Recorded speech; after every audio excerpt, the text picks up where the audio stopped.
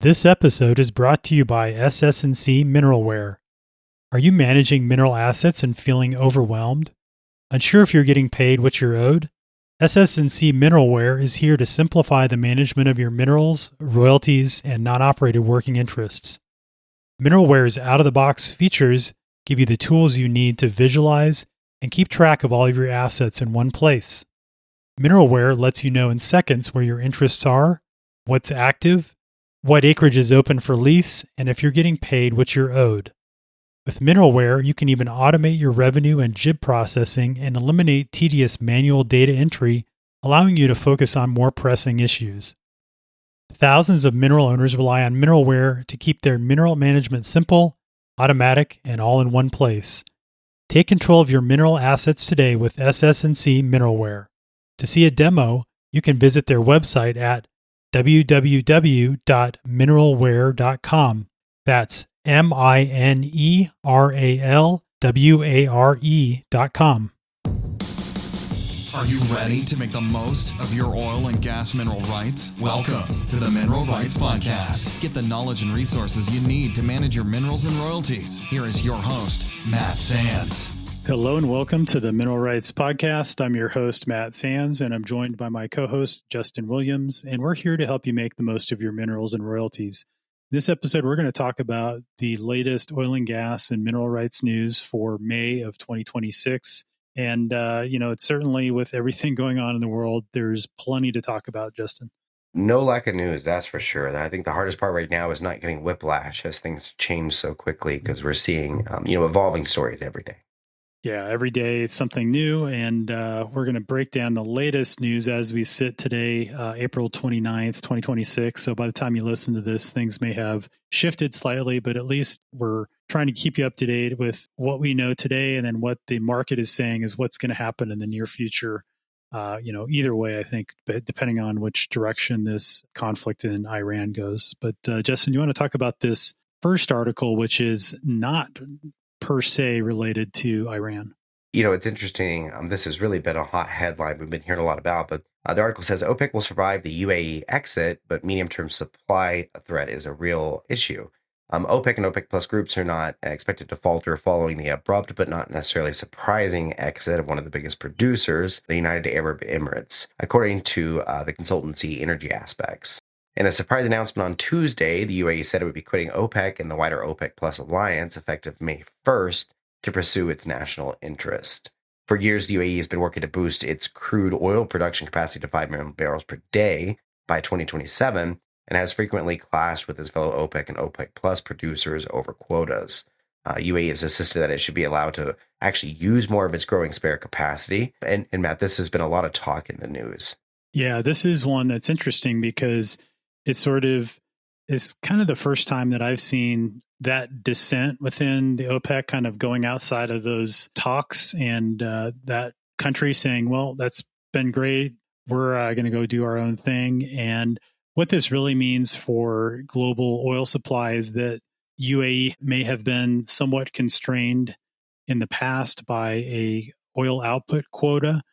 They no longer have that constraint because they're not part of OPEC, and they don't have that agreement internally with other OPEC members as to what each OPEC member country is going to produce.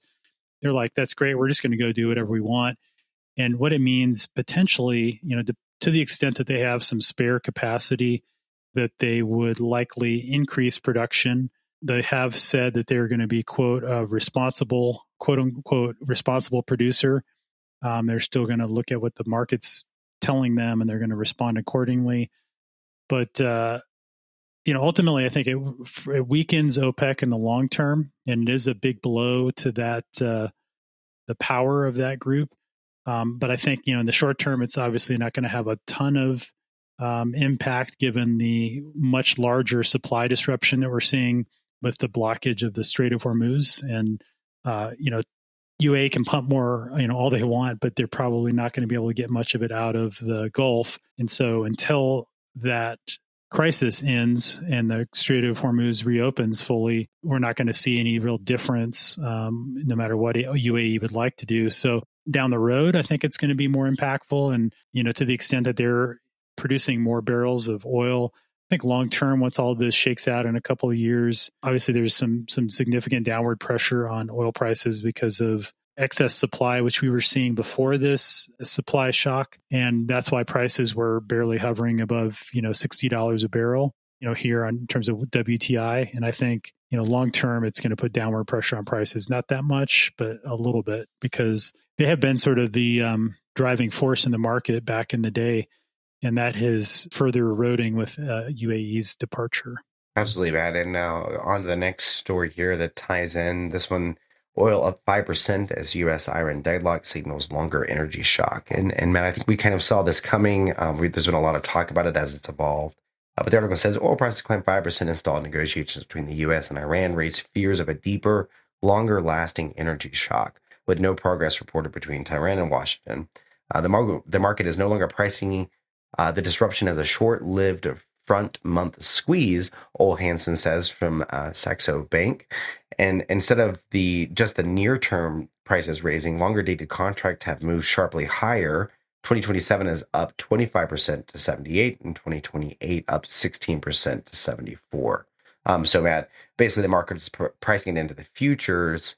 We're understanding more clearly now that there's some infrastructure that's been shocked in this, and the supply may be slower to return than what was originally thought. Yeah, and this is like we spoke about in last month's news episode. We talked about how that damage that's been done to the infrastructure is going to cause the return to the normal capacity to take a number of years, particularly on the LNG export facilities. We saw that decrease in over 20% because of this Qatar. Their LNG export is sort of gummed up with the whole Strait of Hormuz thing, but then also missile attacks have damaged some of that, and it's going to take years to rebuild some of those facilities. So this is really interesting, and I think this is worth highlighting because we were talking before we hit record how I did an evaluation for a client at the beginning of the month and pulled the latest strip prices, which, that's basically the futures price deck, out several years into the future. And we use that to forecast what the future royalty payments are based on that futures price, minus whatever local basis differential there is, or the difference between what is paid on the royalty check and what the actual market price is for WTI in this case. And like I was telling Justin, when I pulled that at the beginning of the month, we were still looking at the upper 60s per barrel, a couple years out, and that sort of shift is now showing up in the futures contracts that need to rebuild the infrastructure, and the delay in restoring full capacity in terms of that supply coming back onto the market. And that's now showing up. And what this signals to me, if you're a royalty owner and want to know, okay, what is this going to mean next year as far as my royalty prices? I think expecting to see higher prices into next year and into 2028, like we talked about last month.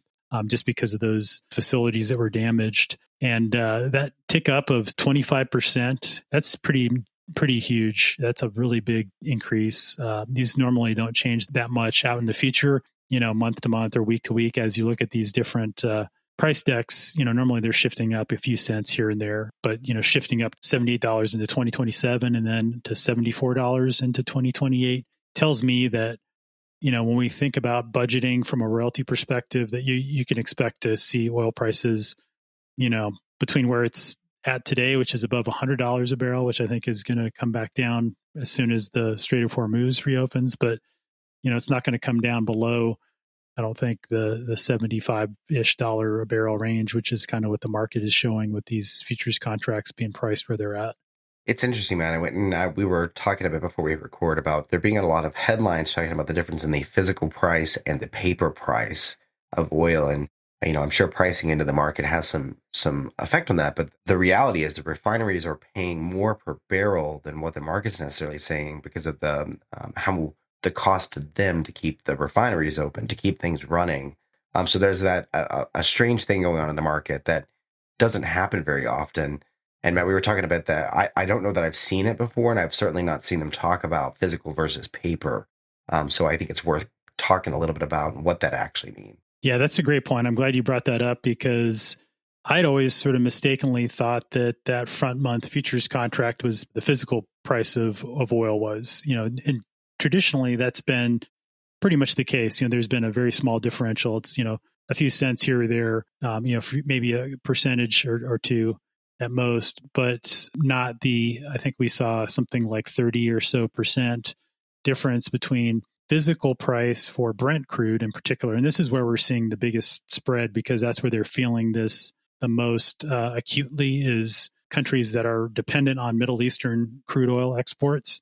So think of Europe, think of the UK, and that's where Brent crude is. That's basically North Sea UK crude, and that is why we're seeing such a huge spread, is because they are feeling this supply disruption the most acutely in Europe and in Asia and in the UK, and so that's why the Brent physical price for Brent crude has exploded up. It's up, I think, was it above $135 a barrel or something like that, Justin? Yeah, it was ranging 120 to 135 a barrel, just depending on the refinery and that current moment. Yeah, and just as a highlight, look at the April 7th, the physical Brent price was $144.46 per barrel, so $144 a barrel. And the Brent futures contract as of April 7th, so that would have been the front month, which in April, that early April, that was probably the May contract, that was 109. So in that case, you're looking at like a $35 per barrel difference between if I have to buy Brent crude today on April 7th, or at least on April 7th when that big spread was the worst, versus I am, selling a contract for May delivery of Brent crude. The what that's saying is the market at that point, and even today, is predicting that things will recover somewhat, and so that by the time that you have to settle that contract, and right now the price of crude oil, that front month contract is for settlement in June. So the market is saying today on April 29th that Brent crude for June delivery is $118 per barrel. Whereas if you needed to keep your refinery open, you're in the UK and you have your refinery that's, just the tanks are almost empty. You need crude oil now to keep your refinery open. You're willing to pay more than that, and that's why the price is higher for that physical delivery today. But yeah, like you said, Justin, I think it's very unusual for that spread to blow out like that. Normally, it's tracks pretty closely. Yeah, it'll be interesting to watch how that changes, and hopefully we'll see those come closer together, which it looks like it has since that point. All right, Matt. So with all the issues, supply and demand issues we've got going on, not terribly surprising that our next article here is about Trump meeting with Chevron and other energy companies on Tuesday. So April 29th, U.S. President Donald Trump met with top officials from Chevron and other energy companies on Tuesday to discuss a range of topics, including U.S. oil production, oil futures, shipping, natural gas, the White House said on Wednesday. Chevron's spokesperson said its CEO, Mike Wirth, attended the gathering to discuss global oil markets, which have been rolled by U.S.-Israel war against Iran. The Treasury Secretary Scott Bessent, Trump's chief of staff Susie Wiles, Special Envoy Steve Witkoff, and Trump's son-in-law Jared Kushner were also at the meeting, which was first reported by Axios. Matt, I think there was a lot of saber rattling that happened within this meeting. There's a lot of pressure for the U.S. to produce more and to help the Republican Party in the next election to keep fuel prices low. And we were talking a bit before we hit record. It'll be interesting to see how the oil companies really respond to this. They really want to, they're in a mindset of producing profitably and really trying not to turn the spigot on and off, and certainly not try to hold the bag when prices return, if they return. Yeah, that's a good point. I mean, you can't not go to the meeting if you're invited. So I guess it's not, I don't think it means anything for what they're going to do. They're going to go to show that they're, willing to listen, but they're not going to change what they're going to do based on, what the president asked for. They're going to do what the shareholders have demanded from the market, since many of these companies declare bankruptcy after the crash in prices following COVID. And so what that means is they're going to be very slow to return to increasing production. And they're just going to wait until they have so much cash that they don't know what to do with. And they're going to say, okay, now we'll add a drilling rig to the schedule, or we'll drill some additional wells. And like we talked about, that takes usually, if prices remain elevated for over a quarter and you have this money piling up, they have really a couple different options. They can either buy back shares, for those companies that are publicly traded, and they're going to do some of that for sure. They're going to increase dividends potentially to investors. And so you'll see maybe some of that. And that's going to be less, of a rapid thing for them to do. And then even less of a rapid thing is that they're going to start increasing spending, because once prices come back down, they're making these commitments with, rig contractors and completions contracts. And ultimately, there's a short window where they can take advantage of increased prices and slowly, start to increase a little bit of spending to drill additional wells before the service prices go up because of increased demand. So that's the other thing that, isn't really mentioned a whole lot, is the fact that when you have increasing oil prices and higher demand for drilling, over time, say we're talking, 6 months from now, and if prices are still sort of in this regime where they're at now, companies are going to look to spending more because they just have this excess cash flow that's coming in that they have to do something with. And there's only so far that can go, because as, Halliburton, as Baker Hughes, all these companies start to get more requests for, hey, I need a rig over here, I need a completions crew over here, they're going to increase prices because of that increased demand, right? Supply and demand. So that just means that each dollar that the company looks to spend to drill additional wells is going to not go quite as far as it does today. But, President, I think, is going to do something to make it look like he's trying to reduce prices on the market, because everybody's feeling the hurt in their pocketbook, when they go to fill up their car or whatever. And so he's wanting to, I think, demonstrate that he's trying to do something, which I think this is a meaningless meeting in terms of actual impact on energy prices. The one meaningful thing that has been done is they did grant a 90-day waiver extension to a shipping law called the Jones Act to allow foreign flagged vessels to move commodities such as oil and oil products and fertilizers between U.S. ports. And this is important because this act was enacted in 1920 when we wanted to protect and ensure that any goods or anything transported between two U.S. ports that had to be carried on ships that were U.S. built, U.S. owned, U.S. flagged, and then crewed predominantly by U.S. citizens.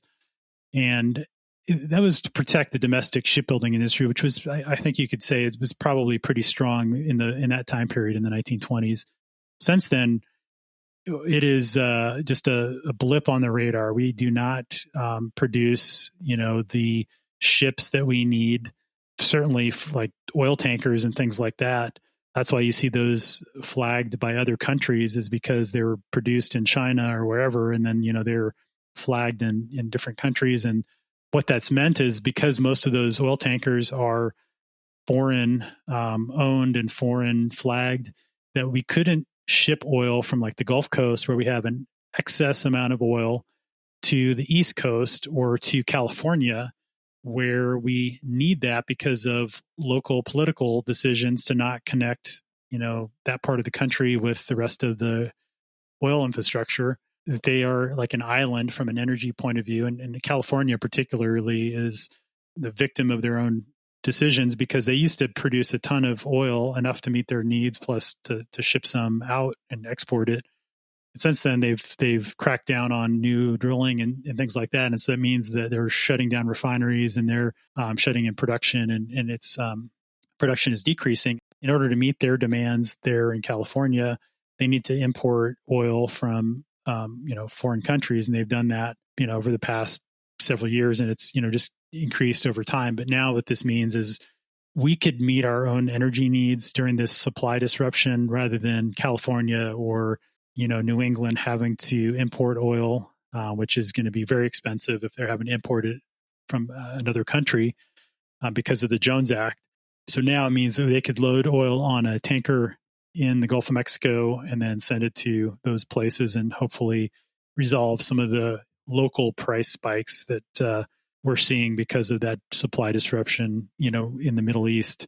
So I think that's an important thing, and ultimately, probably something that should be changed permanently. I don't know what that should look like, but it seems to me like a a pretty outdated act, and that needs to be updated for the current situation.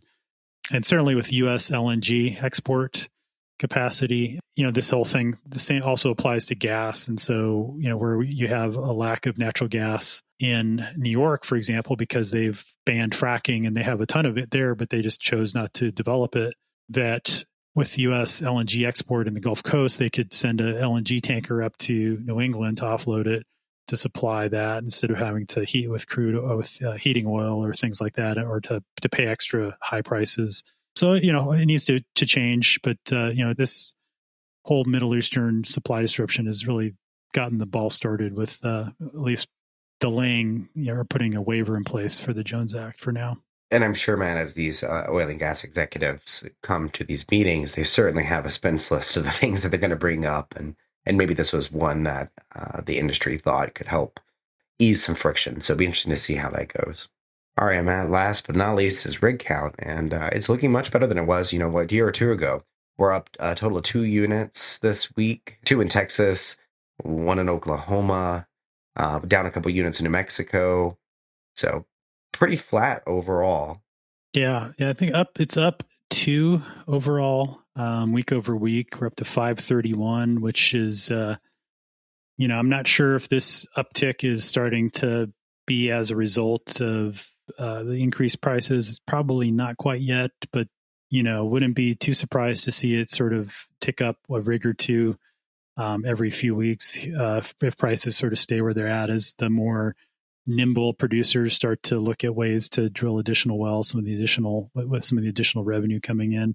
I think that when you look at the mix of products, it's interesting that oil was down 3 rigs and gas was up 4. So it was a net increase there of 1, but more shifting from oil to gas, which I think was maybe indicates that it's more of a longer term shift or just normal business than it is like, hey, we're going to start drilling more wells because of the higher oil prices. Yeah, especially if we're adding rig in the Haynesville and the Granite Wash versus other basins where that are more oil focused. So it'll be interesting to see if we start to see a slow tick up as prices stay high. And but yeah, they're really far more interested in trying to stay within cash flow than they were 5 years ago.